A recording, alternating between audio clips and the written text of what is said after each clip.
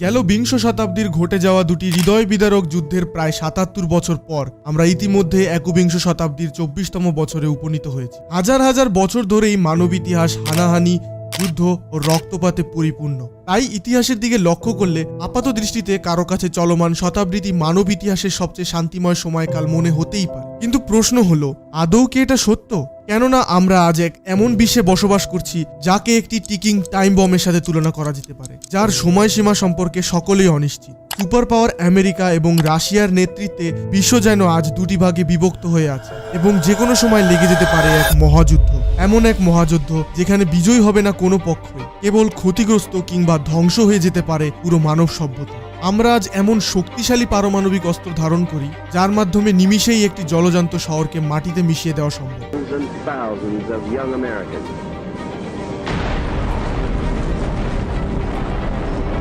১৯৪৫ সালে হিরোশিমা ও নাগাসাকিতে ঘটে যাওয়া পরমাণু বিস্ফোরণে প্রায় ৭০,০০০-এরও বেশি মানুষের মৃত্যু ঘটেছে। দুঃখের বিষয় এই যে আধুনিক পারমাণবিক অস্ত্রসমূহ হিরোশিমা কিংবা নাগাসাকিতে ফেলা লিটল বয় কিংবা ফ্যাটম্যানের তুলনায় কয়েকশো থেকে কয়েক হাজার গুণ বেশি শক্তিশালী। তাছাড়া বর্তমানে পারমাণবিক অস্ত্রের সংখ্যা কোল্ড ওয়ারের তুলনায় অনেক কম হলেও বিশ্বে আজ প্রায় ১৩,০০০-এরও বেশি পারমাণবিক অস্ত্র বিরাজ করছে, যা মানব সভ্যতাকে সম্পূর্ণভাবে নিশ্চিহ্ন করে দেওয়ার জন্য যথেষ্ট। আজ অত্যাধুনিক গাইডেড মিসাইল ব্যবহার করে আমেরিকা যে কোনো সময়ই রাশিয়াতে পরমাণু আক্রমণ করতে পারে, কিন্তু করছে না, কারণ তারা জানে যে তাদের মিসাইল রাশিয়া পৌঁছাবার অর্ধেক পথ পার করতে না করতেই রাশিয়ার মিসাইলটিও তাদের দিকে অগ্রসর হতে শুরু করে দেবে। এ এক এমন অবস্থা যেখানে তারা একে অপরের দিকে বন্দুক তাক করে দাঁড়িয়ে আছে, কেবল ট্রিগারটা কেউ দাবাচ্ছে না। কারণ একটাই, ভয়।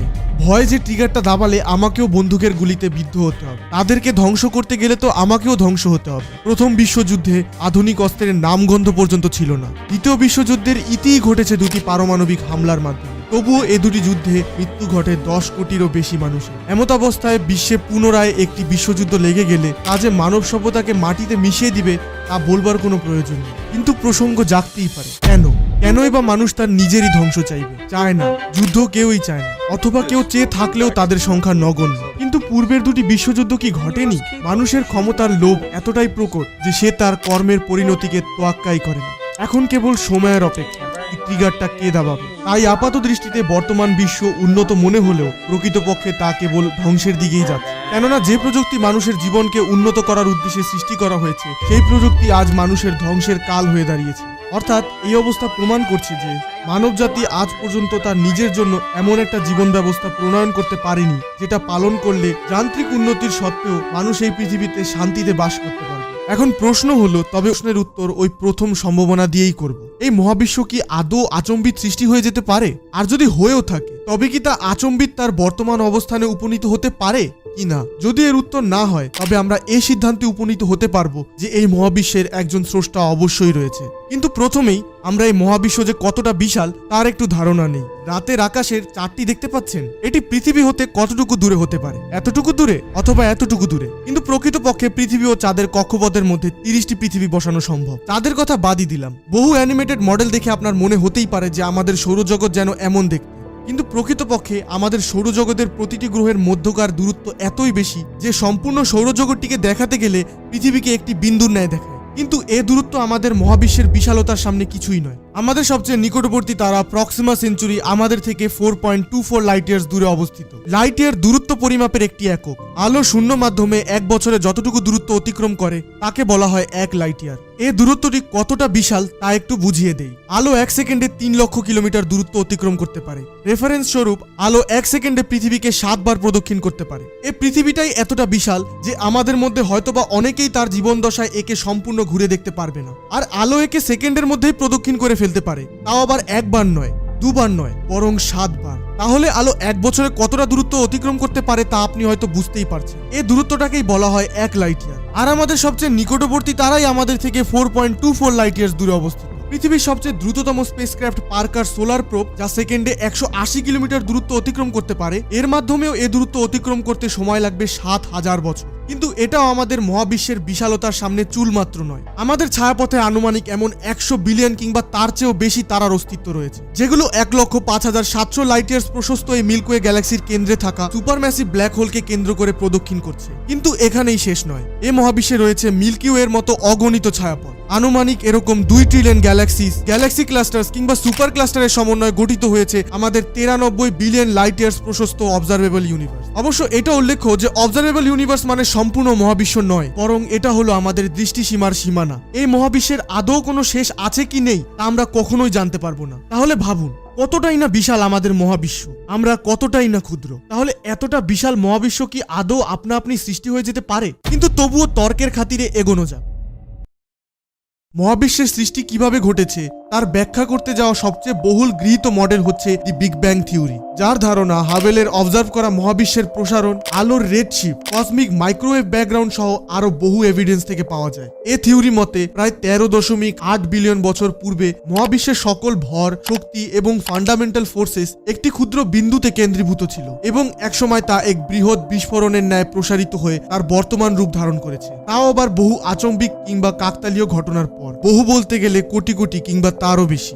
এসব কোটি কোটি ঘটনার মধ্যে কেবল একটি না ঘটলেও মহাবিশ্ব মানুষের বাসের জন্য সম্পূর্ণ অযোগ্য হয়ে উঠত। যেমন কি মহাবিশ্বের 4টি ফান্ডামেন্টাল ফোর্সের 4টি কনস্ট্যান্টের মধ্যে একটির মানও যদি সামান্য পরিবর্তন করা হতো, তবে কখনো গ্রহ কিংবা তারার জন্মই হতো না। এত পূর্বের কথা নাই ভাবি, যদি পৃথিবীর বায়ুমণ্ডলের স্ট্র্যাটোস্ফিয়ারে ওজোন স্তর নাই থাকতো, তবে সূর্যের আল্ট্রাভায়োলেট রশ্মির প্রভাবে পৃথিবীতে প্রাণের অস্তিত্ব অসম্ভব হয়ে পড়ত। পৃথিবী যদি একটি রকি প্ল্যানেট তথা পাথরে গ্রহ না হয়ে বৃহস্পতির ন্যায় একটি গ্যাস জায়ান্ট হতো, তবে পৃথিবীতে প্রাণ থাকবার কোনো প্রশ্নই উঠত না। তাছাড়া যদি সৌরমণ্ডলে বৃহস্পতি গ্রহ না থাকতো, পৃথিবী অতি সহজেই উল্কাপিণ্ডের আঘাতপ্রাপ্ত হতো ইত্যাদি। এরকম আরো কোটি কোটি ঘটনা রয়েছে, যার মধ্যে একটিও যদি না ঘটতো, তবে পৃথিবীতে প্রাণের অস্তিত্ব কোনোভাবেই থাকতে পারত না। এটাও উল্লেখ্য যে ঘটনাগুলো যদি একটি নির্দিষ্ট ধারায় না হতো, তবেও মহাবিশ্ব তার বর্তমান অবস্থাতে পৌঁছাতে পারত না। কেবল একটির পর একটি ধারাবাহিক নিয়ম মাফিক ঘটেছে। যেমন একটি বাড়ি নির্মাণে সর্বপ্রথম ভিত গঠন করতে হয়, ভিতের পূর্বেই পিলার বসাতে গেলে বাড়িটি ধসে পড়ে। এখন প্রশ্ন হলো,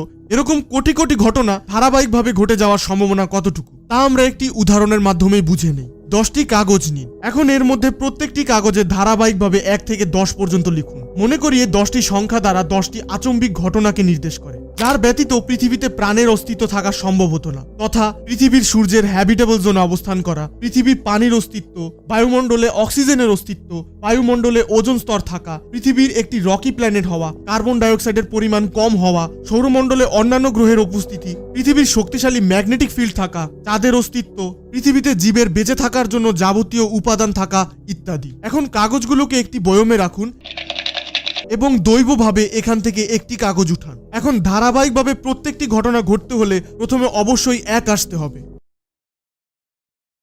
এখন আপনাদের মধ্যে যারা গণিতের সম্ভাবনা সম্পর্কে ধারণা রাখেন, তারা জানেন যে এখানে প্রথমে 1 আসার সম্ভাবনা 10-এর মধ্যে 1, পরপর 2 বার করলে ধারাবাহিকভাবে 2 আসার সম্ভাবনা 100-র ভিতরে 1, পরপর 3 বার করলে ধারাবাহিকভাবে 3 আসার সম্ভাবনা 1000-এর মধ্যে 1 ইত্যাদি। এরকম পরপর 10 বার করলে ধারাবাহিকভাবে 1 থেকে 10 আসার সম্ভাবনা 10 বিলিয়নের মধ্যে 1। এখন এই ঘটনা যদি পরপর ধারাবাহিকভাবে 83 বার ঘটে, তবে সংখ্যা দাঁড়ায় 10⁻83 এর মধ্যে 1 বার। 10⁻83 সংখ্যাটি এতটাই বিশাল যে 10-এর পাশে 83টি শূন্য ব্যবহার করলে এই সংখ্যাটি পাওয়া যায়, এবং এই সংখ্যা মহাবিশ্বের সকল পরমাণুর সংখ্যার থেকেও বেশি। তাই বলা যায় পরপর 83 বার কাকতালীয়ভাবে একই সংখ্যা আসবার সম্ভাবনা একদমই নগণ্য, বা এক কথায় অসম্ভব। আর এ সম্ভাবনা তো মাত্র 83টি ঘটনার ক্ষেত্রে। তাহলে এমন কোটি কোটি কিংবা তার চেয়েও বেশি ঘটনা কাকতালীয়ভাবে ঘটে যাওয়ার সম্ভাবনা যে কত ক্ষুদ্র, তা হয়তো আপনাকে বোঝাবার প্রয়োজন নেই, কেননা এই সংখ্যা মানব মস্তিষ্কের ধারণ ক্ষমতারও বাইরে, নগণ্যের চেয়েও নগণ্য। তাহলে এভাবে কি কোটি কোটি ঘটনা